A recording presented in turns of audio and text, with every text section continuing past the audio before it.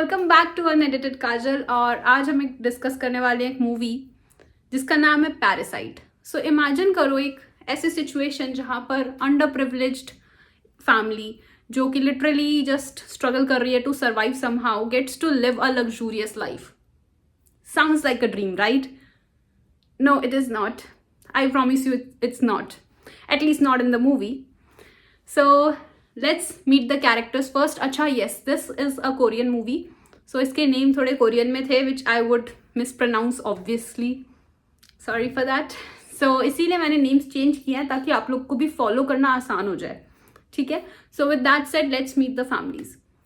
So there is this underprivileged family, हमारी poor family which is the Kim family, जिनके members हैं Mr and Mrs Kim, Kevin the son and Jenny the daughter. Now coming to the rich family, the Park family. Park family के members हैं Mr and Mrs Park, Daisy the daughter and Justin the son. So movie की शुरुआत में हम देखते हैं कि Kevin को डेजी को ट्यूटर करने का जॉब मिलता है और यहीं से किम फैमिली की प्लानिंग स्टार्ट हो जाती है. जी हाँ, सो किम फैमिली सोचती है कि क्यों ना जो इस वक्त पार्क्स के घर पे एग्जिस्टिंग स्टाफ है उसको रिप्लेस करके पूरी की पूरी फैमिली ही वहां शिफ्ट क्यों ना हो जाए, ऑब्वियसली एज स्टाफ्स.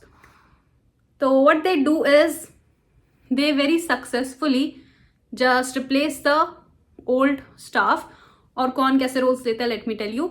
सो केविन तो ऑलरेडी ट्यूटर बन चुका है डेजी का. जेनी जो है वो आर्ट ट्यूटर बन जाती है. Mr Kim becomes the driver and Mrs Kim the house keeper. ठीक है, so everything was going great for the Kim family unless until the day they realized कि जो पुरानी हाउस कीपर है हैज कम बैक सेइंग कि उसने कुछ अपने जो बंकर है उसमें, like bunker basically the basement, the hidden basement, उसमें उसने कुछ अपना रख करके भूल गई है and she needs to take it back. और यहीं से सारा ट्विस्ट स्टार्ट होता है. जो किम फैमिली है they go and follow the previous housekeeper. जब वो फॉलो करते हैं उसको तो दे रियलाइज कि उस लेडी ने अपने हस्बैंड को वहां पर छुपा रखा था from the loan sharks. Yes, and this particular information was never revealed to the Parks. Parks को इस बारे में कोई आइडिया ही नहीं था कि उनके बंकर में एक आदमी पूरा रह रहा है. ठीक है, so when they Kim family gets to know about this, they go and they try कि किसी तरह से इस बात को सेटल आउट किया जाए and eventually it turns out कि वो लोग उन दोनों कपल को वहीं पर लॉक कर देते हैं टू द पॉइंट कि जो मिसेस किम है वो उस पुरानी हाउस कीपर को, उस लेडी को स्टेयर्स से पुश कर देती है जिसमें उसको काफी चोट वोट भी आ जाती है. और जो उसका हस्बैंड होता है now he is furious about it. Now coming back from the bunker, अब ये जो किम फैमिली है इनके पास दो काम है.